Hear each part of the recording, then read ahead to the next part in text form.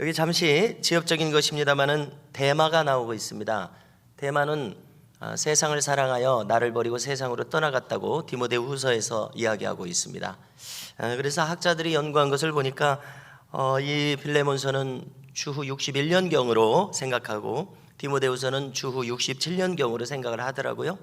그러니까 한 6년이 지난 다음에는 대마는 신앙을 버리고 세상으로 가버리고 말았던 것을 여기서 엿볼 수가 있습니다.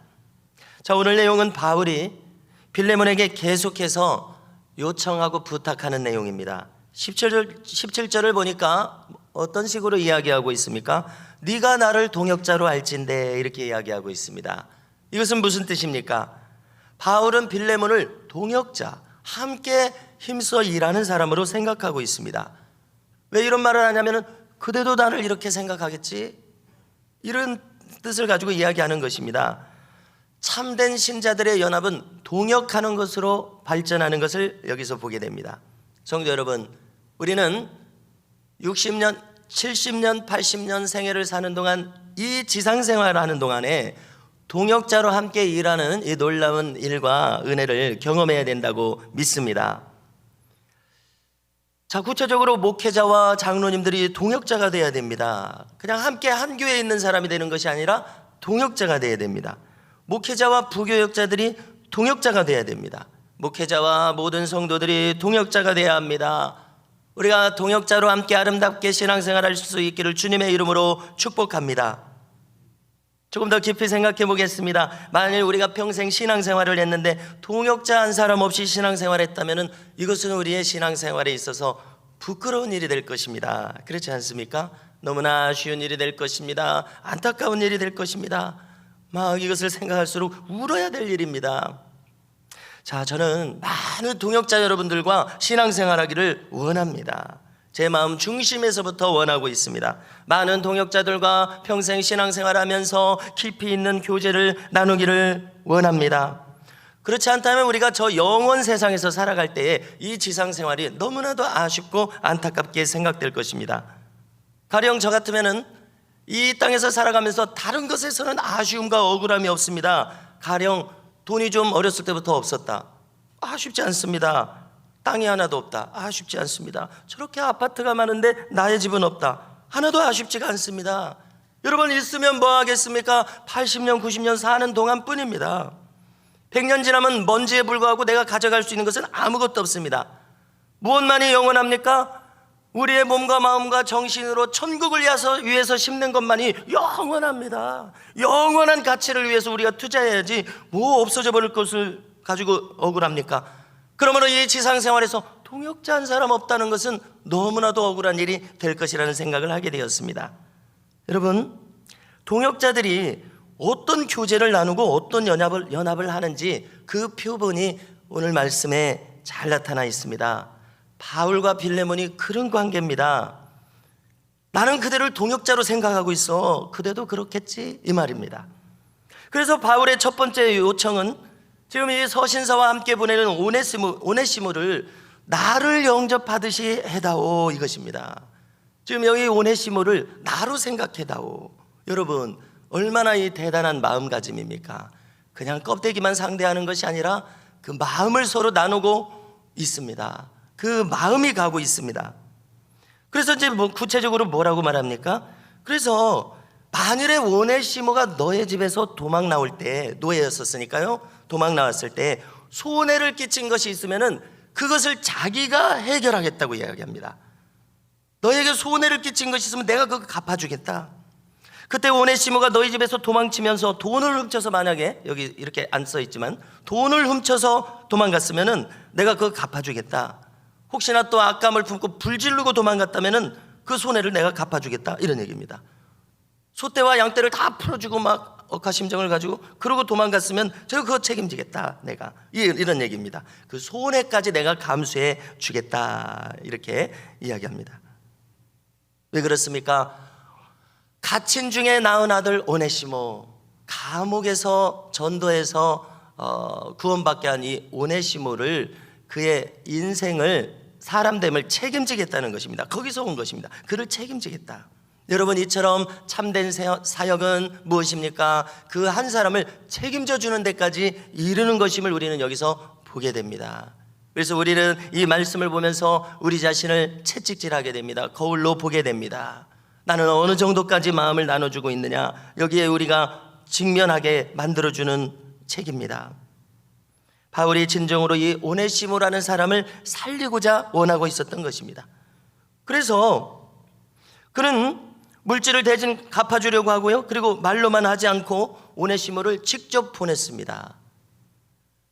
그가 복음으로 새로워지지 않고 그가 그리스도 안에서 거듭난 사람이 아니면은, 구원을 향해서 달려가는 사람이 아니면은 이 오네시모를 빌레몬 앞에 내놓을 수가 없습니다.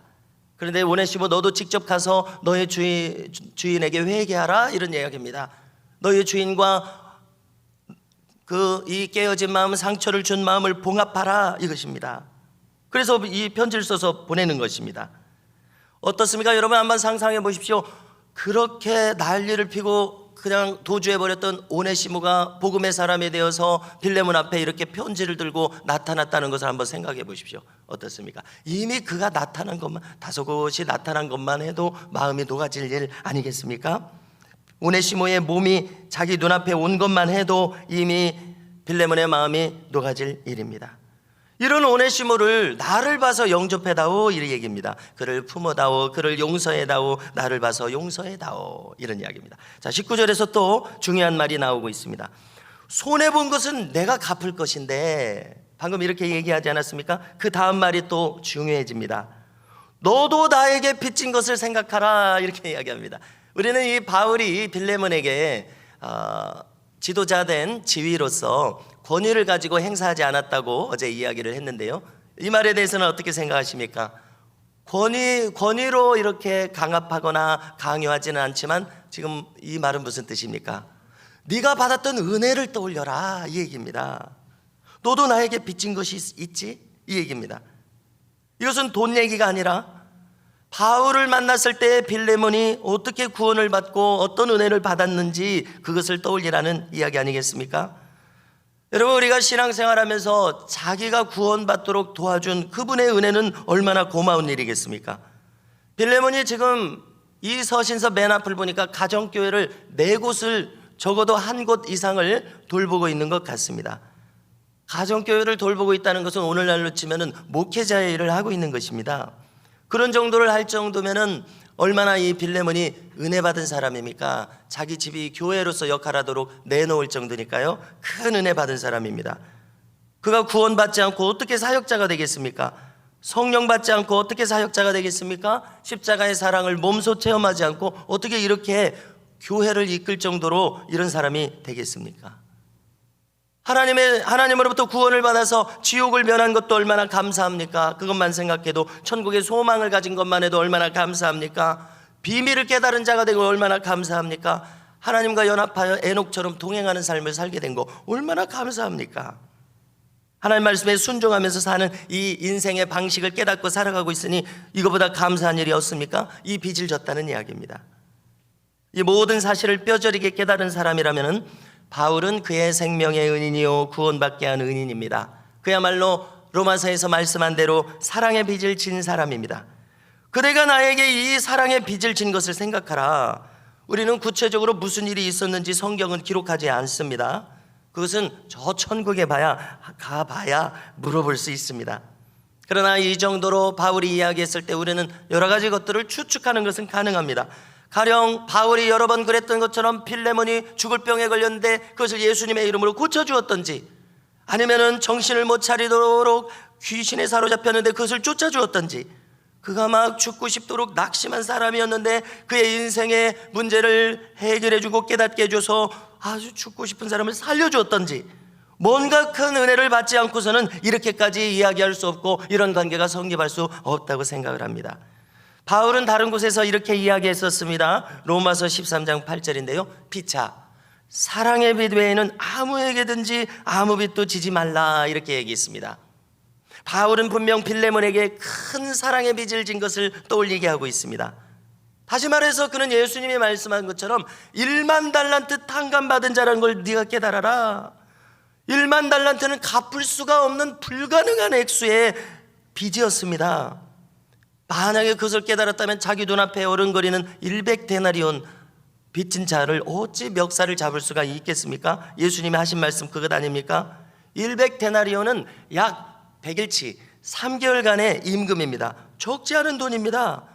그러나 1만 달란트 탕감받은 것에 비하겠습니까? 여러분, 오늘도 우리가 조금 전에 주기도문을 했는데요, 주기도문 마지막 부분에 무슨 기도를 하라고 하십니까? 우리가 우리에게 죄 지은 자를 사하여 준 것 같이 우리 죄를 사하여 주옵시고. 무슨 뜻입니까? 용서한 자가 용서를 받는다는 이야기입니다. 하나님으로부터요. 바꿔 말하면 무슨 뜻입니까? 내가 용서하지 않으면 하나님도 나를 용서하지 않으신다는 이야기입니다. 그러므로 결론적으로 내가 누군가를 용서한다는 것은 결국은 나를 위한 것입니다. 저는 목회자로서 제가 먼저, 그리고 이 자리에 계신 모든 성도들께서 매년 연말에 혹은 매년 연초에 반드시 1년에 한 번은 강조해야 되겠다 하고 작심한 것이 있습니다. 그것은 무엇이냐면 내 마음속에 용서치 못한 사람들이 없도록 합시다, 이것입니다. 내 마음을 깨끗이 해야 되겠다는 것입니다. 왜 그러냐면 우리가 한 해가 지나가면서 내 마음을 깨끗하게 해야지 내가 용서치 못한 사람이 있어서는 안 된다는 것입니다. 왜 그러냐면 주기도문에서처럼 내가 용서해야 하나님의 용서를 받는다고 말씀하시기 때문에 그렇습니다. 그러므로 이제 이 연말을 지내면서 저는 물론이요, 여러분들의 마음속에 용서치 못한 사람이 없는 깨끗한 심령이 되시기를 주님의 이름으로 축복합니다. 우리의 마음에 거리낌이 없게 하십시오. 아무도 용서치 못한 사람이 없게 하십시오. 상대방이 용서를 빌지 않아도 용서하라고 주님은 말씀하십니다. 우리는 용서할 것만을 명령받았습니다. 그 다음은 생각하지 말아야 됩니다. 주님 뭐라고 말씀하셨습니까? 원수 갚는 것이 내게 있다고 하셨습니다. 하나님께서 갚으실 것입니다. 수많은 사람들은 자기 죄악 속에서, 자기의 억하 심정 속에서 스스로 자멸하고 있습니다. 자멸할 사람이라면 자기 죄로 자멸할 것입니다. 용서치 않은 마음으로 자멸할 것입니다. 원수 갚는 것은 하나님에게 있으니 그 다음은 것은 우리가 생각할 것이 아닙니다. 그 어리석은 자가 용서를 빌러 오지 않아도 내가 용서해야 됩니다. 그래야 내가 용서받는다고 이야기하고 있지 않습니까? 그러므로 결론적으로 용서는 나를 위한 것입니다. 믿으시기 바랍니다. 주의 이름으로 축원합니다. 여러분, 이 연말에 우리의 심령에 아무런 거리낌이 없어야 하겠습니다. 그때에만 우리는 자유를 얻습니다. 우리는 이 자유를 위해서 부르심을 받았다고 사도 바울은 역설하고 있습니다. 신자의 자유는 바로 여기에서 옵니다. 여러분, 다시 한번 스스로 물으십시오. 나의 심령이 깨끗한가? 한치의 거리낌도 없이 용서하실 수 있기를 바랍니다. 그래야 이 자유가 우리 모두에게 시원하게 임하시기를 소망합니다. 할렐루야.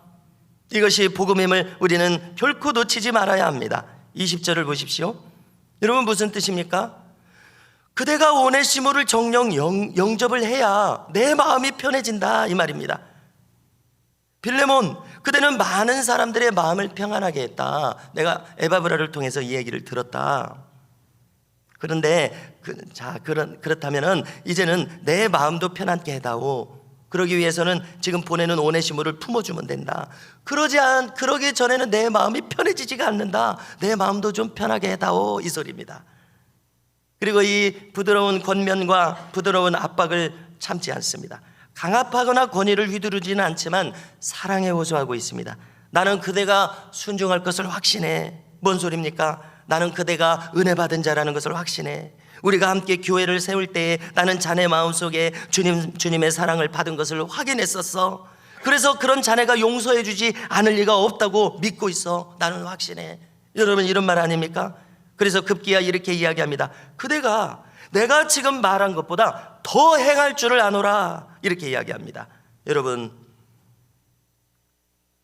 빌레몬은 어떻게 했을까요? 우리는 추측할 수밖에 없을 텐데요, 바울이 이처럼 확신하는 것처럼 빌레몬은 정녕 바울의 뜻대로 했을 것입니다. 이처럼 확신하고 신뢰하는 사람인데 어찌 그렇지 않았겠습니까? 이 서신서를 들고 오네시모가 지금 빌레몬 앞에 서 있습니다. 회개하러 온 자를 눈앞에 두고서 바울의 편지를 읽으면서 빌레몬은 말할 수 없는 감격에 사로잡혔을 것입니다. 뿐만 아닙니다. 오늘 이 오늘 이 성경을 보니까 여기 많은 사람들이 이 일이 어떻게 될지를 지켜보고 있습니다.